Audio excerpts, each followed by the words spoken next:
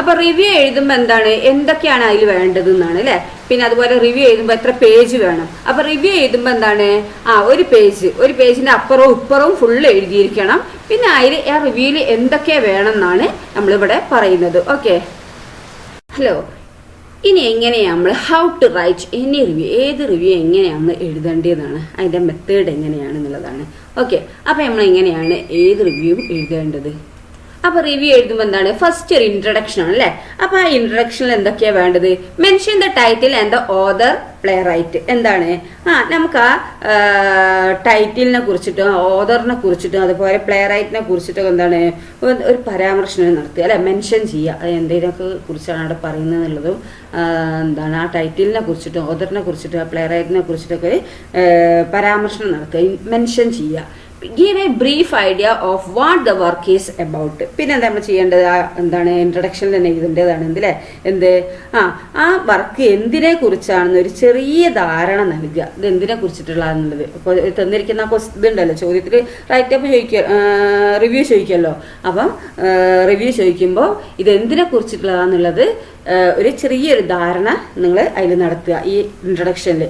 പിന്നെ എന്താണ്, state your overall impression or opinion. പിന്നെ നിങ്ങളുടെ മൊത്തത്തിലുള്ള എന്താണ് ഒരു ധാരണ അല്ലെങ്കിൽ നിങ്ങളുടെ ഒപ്പീനിയൻ, അഭിപ്രായം നിങ്ങൾ അവിടെ എന്താക്കുക എഴുതണം. ഓക്കെ, ആക്കെ ഇൻട്രഡക്ഷനിലാണ് എഴുതേണ്ടത് കേട്ടോ. ഇനി നെക്സ്റ്റ് എന്താണ്, സമ്മറി. സമ്മറിയിൽ എന്താ എഴുതേണ്ടത് നോക്കുക. Provide A concise summary of the content without revealing too much. എന്താണ്, അധികം വെളിപ്പെടുത്താതെ എന്താണ് ഉള്ളടക്കത്തിന്റെ ഒരു ചെറിയൊരു സംഗ്രഹം നൽകുക അവിടെ. ഓക്കെ, ചെറിയൊരു സമ്മറി അവിടെ നൽകുക.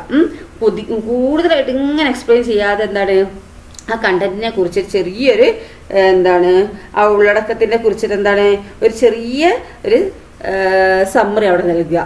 Highlight the key events, themes and message of the work. പിന്നെ എന്താണ് അവിടെ പറയുന്നത്, ആ വർക്കിന്റെ പ്രധാന സംഭവങ്ങൾ, തീമുകൾ, സന്ദേശങ്ങൾ എന്നിവ എന്താക്കുക അവിടെ എടുത്തു കാണിക്കണം ഈ സമ്മറിയിൽ കേട്ടോ. ഹൈലൈറ്റ് ചെയ്ത് കാണിക്കുന്നത് key events, themes and message of the work. അതിൻ്റെ മെസ്സേജും തീംസും കീ ഇവന്റ്സ് ഒക്കെ എന്താണ് ഒന്ന് എടുത്തു കാണിക്കുന്ന രീതിയിൽ ഈ സമ്മറിയിൽ ഉണ്ടായിരിക്കണം. ഓക്കെ, അപ്പോൾ ഇത് റിവ്യൂവിനെ കുറിച്ചിട്ടാണ് പറയുന്നത്. അപ്പോൾ ഇൻട്രഡക്ഷൻ ഉണ്ടായിരിക്കണം, സമ്മറി ഉണ്ടായിരിക്കണം. ഇനി എന്താ വേണ്ടത്, ഇനി എന്താണ് അടുത്തത്, മൂന്നാമത്തത് അനാലിസിസ് ആണ് അല്ലേ. അനലൈസ് ചെയ്യുക അല്ലെ, അനാലിസിസ് ചെയ്യുക, വിശകലനം ചെയ്യുക അല്ലെ. എന്താണ്, discuss the strength and weakness of the work. എന്താണ് ഈ വർക്കിന്റെ ആ വീക്ക്നെസ്സും അതുപോലെ എന്താണ് അതിന്റെ സ്ട്രെങ്ത്തും ഒക്കെ എന്താണ് നമുക്ക് ചർച്ച ചെയ്യുക അല്ലെ, ഡിസ്കസ് ചെയ്യാം. സ്ട്രെങ്ത്തും വീക്ക്നെസ്സും ഈ വർക്കിന്റെ എന്താണ് സ്ട്രെങ്ത്തും വീക്ക്നെസ്സും ഒക്കെ ഡിസ്കസ് ചെയ്യുക. Comment on aspects like theme, characters, plot, language, style and impact. പിന്നെന്താ നിങ്ങൾക്ക് ഇതിലുള്ള കമന്റ് ചെയ്യാം നമുക്ക് അല്ലെ. എന്താണ് പ്രമേയം, അതുപോലെ എന്താണ് ഇതിലുള്ള ക്യാരക്ടേഴ്സിനെ അല്ലെ, കഥാപാത്രങ്ങളെ കുറിച്ചും അതുപോലെ എന്താണ് പ്ലോട്ട്, ഇതിവൃത്തം, പിന്നെന്താ ലാംഗ്വേജ്, ഭാഷാ ശൈലി അല്ലെ, ലാംഗ്വേജ്, സ്റ്റൈൽ ആൻഡ് ഇമ്പാക്റ്റ് അല്ലെ, സ്വാധീനം തുടങ്ങിയ വശങ്ങളെ കുറിച്ച് നിങ്ങൾക്ക് എന്താണ് കമന്റ് ചെയ്യുക അല്ലെ, അഭിപ്രായം പറയുക അതിനെ കുറിച്ചിട്ട്. Okay, mention what you liked and what could have been improved. പിന്നെ ഇതിൽ നിങ്ങൾക്ക് എന്താണ് നിങ്ങൾക്ക് മെൻഷൻ ചെയ്യാൻ പറ്റും നിങ്ങൾക്ക് ഇഷ്ടപ്പെട്ട സംഭവം, പിന്നെ ഇതിൽ ഇമ്പ്രൂവ് ചെയ്യാൻ പറ്റിയ എന്തെങ്കിലും കാര്യങ്ങളുണ്ടെങ്കിൽ ഒന്നും കൂടി ഇത് ഇമ്പ്രൂവ് ചെയ്യണം എന്ന് പറഞ്ഞാൽ ആ ഇമ്പ്രൂവ്മെന്റ് എന്തൊക്കെയാന്നുള്ളത് ഒന്ന് മെൻഷൻ ചെയ്യുക അല്ലേ. അതൊക്കെ നിങ്ങൾക്ക് എന്താക്കുക ഈ അനാലിസിസിലാണ് എന്താക്കുന്നത് നിങ്ങൾ എഴുതേണ്ടത്. ഓക്കെ, നെക്സ്റ്റ് ലാസ്റ്റ് എന്താണ്, കൺക്ലൂഷൻ ആണ് അല്ലേ. കൺക്ലൂഷൻ എന്താണ്, സമ്മറൈസ് യുവർ തോട്ട്. എന്താണ് നിങ്ങളുടെ തോട്ട് ഉണ്ടല്ലോ അത് നിങ്ങൾക്ക് എന്താക്കുക അവിടെ എഴുതുക കൺക്ലൂഷനിൽ. Give a final opinion or recommendation. പിന്നെ എന്താണ് ഫൈനൽ ഒപ്പീനിയനോ അല്ലെങ്കിൽ ശുപാർശയോ നിങ്ങൾക്ക് എന്താക്കുക അവിടെ പറയാം അല്ലെ. ഫൈനൽ ഒപ്പീനിയനോ റെക്കമെൻഡേഷനോ ഒക്കെ നിങ്ങൾക്ക് എന്താക്കുക അവിടെ എഴുതാം.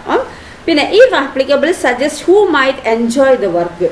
പിന്നെന്താണ് ആർക്കൊക്കെ ഈ വർക്ക് ആസ്വദിക്കാൻ കഴിയുമെന്നും നിങ്ങൾക്ക് നിർദ്ദേശിക്കാൻ പറ്റും. ഇപ്പൊ ചെയ്തിരിക്കുന്ന ആ ഇതുണ്ടല്ലോ റിവ്യൂവിനെ കുറിച്ചിട്ടാണ് നമ്മൾ ഇതുവരെ ഇതാക്കിയത് അല്ലേ. അപ്പൊ റിവ്യൂവിൽ എന്തൊക്കെ വേണം, ഫസ്റ്റിൽ ഒരു എന്താ വേണ്ടത്, ഫസ്റ്റില് ഇൻട്രഡക്ഷൻ വേണം, പിന്നെ സമ്മറി വേണം. ഇൻട്രഡക്ഷൻ എഴുതേണ്ടത് എങ്ങനെയെന്ന് പറഞ്ഞു, സമ്മറി എങ്ങനെ എഴുതേണ്ടതെന്ന് പറഞ്ഞു, പിന്നെ അനാലിസിസ് എങ്ങനെ എഴുതേണ്ടതെന്ന് പറഞ്ഞു, പിന്നെ കൺക്ലൂഷൻ എങ്ങനെ എഴുതേണ്ടതെന്ന് പറഞ്ഞു അല്ലേ. അപ്പോൾ ഈ നാലും എന്താണ് ഈ റിവ്യൂവിൽ വേണം കേട്ടോ.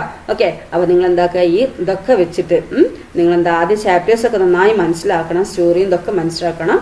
എന്നിട്ട് എന്താക്കുക അതിനെക്കുറിച്ച് ചോദിക്കുമ്പോൾ ഈ സംഭവങ്ങളൊക്കെ വെച്ചിട്ട് എന്താക്കുക നിങ്ങൾക്ക് റിവ്യൂ എഴുതാം കേട്ടോ. Okay, thank you.